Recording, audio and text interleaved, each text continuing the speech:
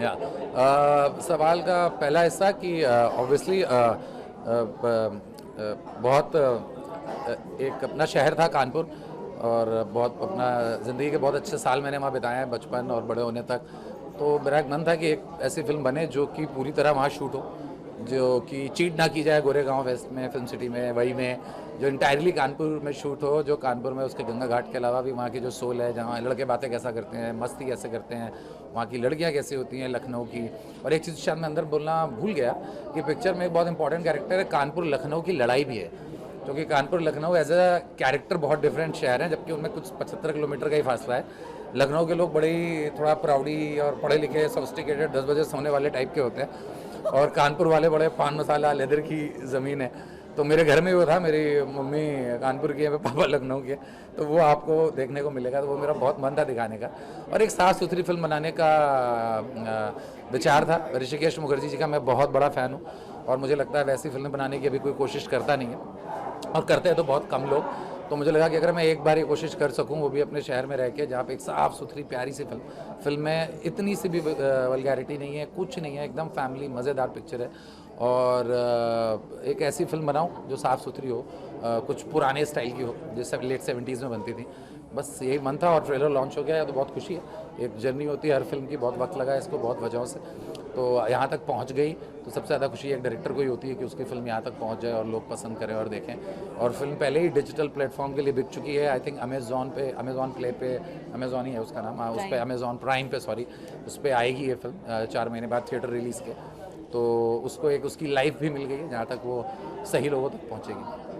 Sir, जैसे आपने कहा कि कानपुर और लखनऊ की एक नोकझोंक भी दिखाई है उसमें, तो रियल लाइफ से भी बहुत सारे रेफरेंसेस लिए हैं आपने? अगर या जैसा मैंने बताया ना कि मेरे पापा हैं लखनऊ के, डॉक्टर हैं, आई सर्जन हैं। मेरी माँ है वो कानपुर की हैं। तो वो एक हमें जो घर पे ही दिखता था, हालांकि उन लोगों में बड़ा आश्चर्य, मुझे कभी झगड़ा नहीं होता, बट बातें दोनों हमेशा उल्टी करते थे आज तक। तो मुझे लगता था बड़ा कमाल है। हाँ, मेरे मामा से उनका बहुत झगड़ा होता था। तो वो लोग आप तम्बाकू खाए बिना बात नहीं करेंगे, कानपुर वाले। अपना पान की दुकान में खड़ो के सारी राजनीति हो जाती है। सचिन को क्रिकेट कैसा खेलना चाहिए वो भी पान की दुकान में आ जाता है।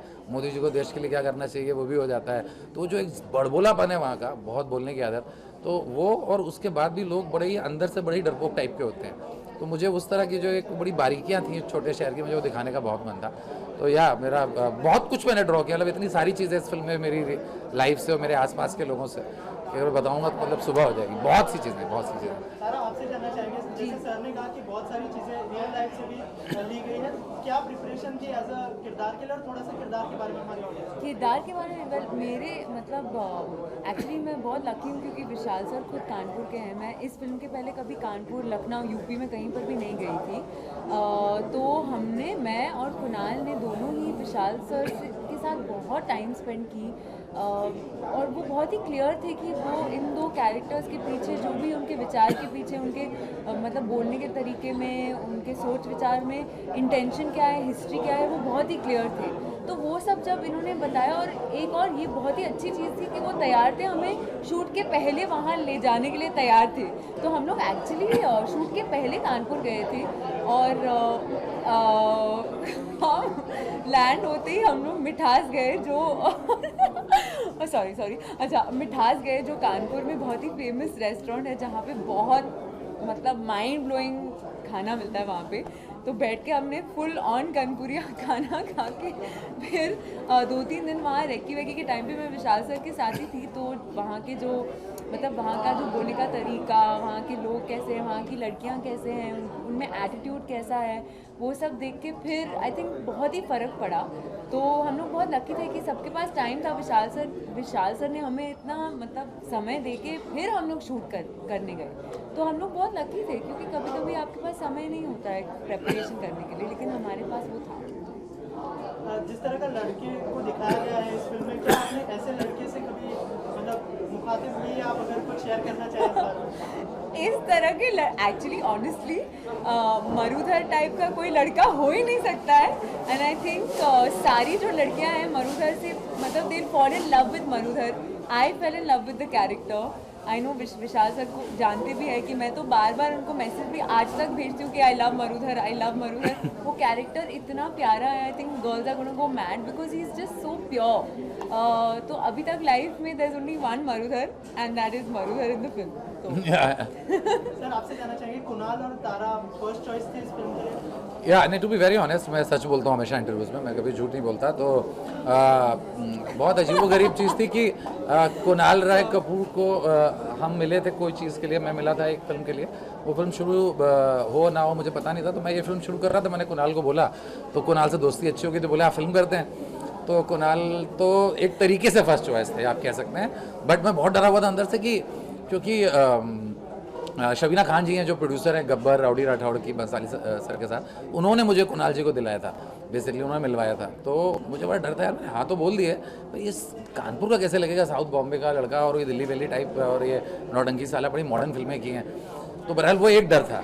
लड़की हम ढूंढ रहे थे कि मैं भाई कानपुर लखनऊ की लगने वाली एक लड़की चाहिए। तो उसमें जितना भी आप बॉम्बे में लड़कियां अगर आप ऑडिशन करो या आप लोगों से मिलो, तो आपको सब एक जैसी जिम जाने वाली, एक जैसी फिट, एक जैसी वो सब मॉडल्स वाना भी एक्ट्रेस मिलती हैं। तो कोई ऐसा कोई पैकेज था नहीं। तो मैं एक और कोई एक्ट्रेस थी, उनका नाम है कोई मतलब नहीं यहाँ लेने का, अच्छा हुआ नहीं मैंने उन्हें लिया, आई एम रियली लकी। उनकी आ चुकी है अभी 2-3 फिल्में। तो ऑलमोस्ट मैं उनके साथ काम करने को तैयार था, सब हो गया था, ऑलमोस्ट रेडी था कॉन्ट्रैक्ट। और उस दिन किसी वजह से इनके जो सारा इनका काम देखते हैं कुणाल एम शाह, तो वो मेरे बहुत अच्छे और बहुत पुराने दोस्त थे। दोस्त क्या है, हमारे साथ के ही हैं। जब मैं फिल्म क्रिटिक होता था तो वो भी फिल्म क्रिटिक ही थे, और वो मेरे बहुत पहले से हैं। तो मैं कुणाल को फ़ोन किया कि यार मेरे को ऐसे ऐसे ज़रूरत है, वैसे मुझे एक पसंद आ गई है, बट कहने के लिए वहाँ मत करना, अरे वो तो बहुत गड़बड़ है मामला, तो बहुत परेशान करेगी शूट पे। तो मैंने कहा फिर कौन? तो then Tara walked in, and I think I met Tara twice probably for very brief time. She doesn't speak much, she is very formal, so and but इनका मैंने फिल्में देखी हुई थी, एज ए क्रिटिक मैंने रिव्यू की हुई थी दोनों फिल्में, लव गेम्स और मस्तराम। तो मुझे आइडिया था कि what I am getting into. But जब मैं इनसे मिला तो मैंने बताया कि इस तरह की फिल्म है। बट मैं ऑन सीरियस नोट बोलना चाहूँगा, तो Tara was exactly the second choice and then she became the first choice. But I think she is the probably only actress. I have done 4 films with 6 actresses. She sleeps at 10. She has a very strict lifestyle. She doesn't entertain even director, actor, anyone. तो बहुत ही ज़्यादा समझदार लड़की और बहुत आगे जाएगी, बहुत आगे जाएंगी। जैसे सर ने सब कुछ बोल दिया है, सब कुछ लोगों को फिल्म क्यों देखनी चाहिए, क्या यूएसपी होने वाली है according to film? I think actually जब विशाल सर ने पहली बार मुझे ये कहानी सुनाई थी तो मैं बहुत एक्साइटेड हो गई थी, क्योंकि आई थिंक अगर मैं इस फिल्म में नहीं भी थी तो मैं फिर भी ये फिल्म देखती। तो आई थिंक इस फिल्म में जो विशाल सर कह रहे थे ना, जो छोटी छोटी मोमेंट्स जो हैं, जो एक मतलब बहुत ही प्यारे जो मोमेंट्स होते हैं, वो आप हर फिल्म में नहीं देखते। जो प्यार के जो अजीब अजीब मोमेंट्स होते हैं, तो मरुधर एक्सप्रेस में मतलब ये मोमेंट्स भरे पड़े हैं। तो I think audiences will love it. अगर आपको रोमांस चाहिए, कॉमेडी चाहिए, कुछ भी, this film has it all, and I hope that audiences love the film. Thank you so much. Thank you so much. Thank you.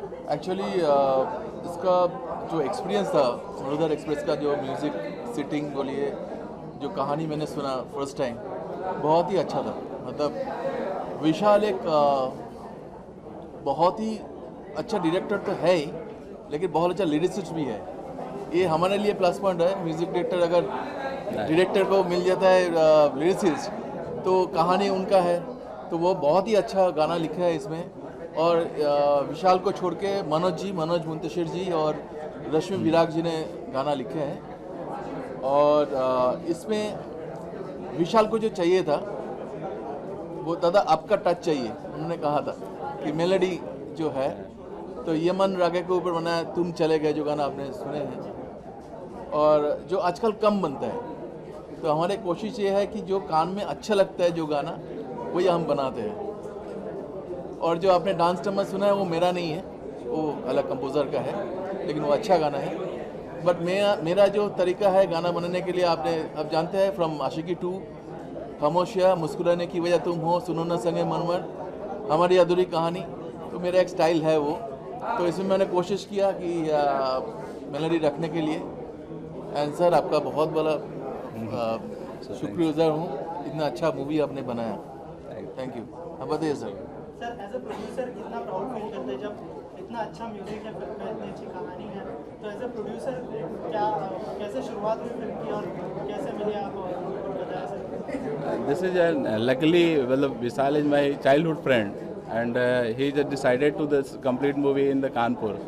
पहले वो आए तो उन्होंने बोला कि कानपुर एंड यूपी में शायद शूट करना क्या इजी होगा कि नहीं, बट आपको बताएं कि UP and Kanpur is very supporting, और ये मूवी में इन लोगों ने भी देखा बहुत इजीली एडमिनिस्ट्रेशन का support and all public support, ऐसा नहीं जैसे मतलब लोगों को परसेप्शन था कि वहाँ शूट करना थोड़ा टफ होगा, और इस समय तो बहुत सारी मूवीज़ का शूट हम लोगों के यहाँ हो रहा है, तो हमारा एंड से जो एज ए प्रोड्यूसर हम जो मैनेज कर सकते थे वी डन ऑल, एंड मैंने देखा कि इतना team work even after being involved in my first experience, but I'm telling you कि it is going in detail, it is a big teamwork, technical and all skill, and I just you can say कि ये film नहीं है आसान, मतलब I can say कि ये बहुत बड़ा टीम वर्क होता है फिल्म बनाना, जो कि मेरा फर्स्ट एक्सपीरियंस है, and I learned so much, and thanks to Vishal and दादाजी जो सबने इसको पूरा कंप्लीट किया।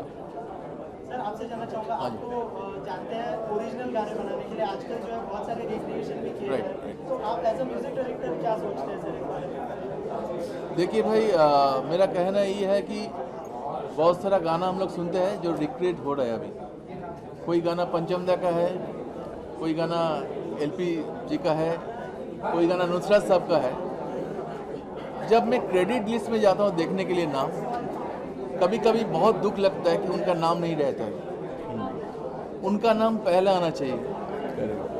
फिर जो रिक्रिएट कर रहा है, अगर कोई भी कंपोजर रिक्रिएट कर रहा है, उनका नाम बाद में आना चाहिए, क्योंकि वो गाने का जन्म तो हो गया ऑलरेडी, आप रिक्रिएट कर रहे हो।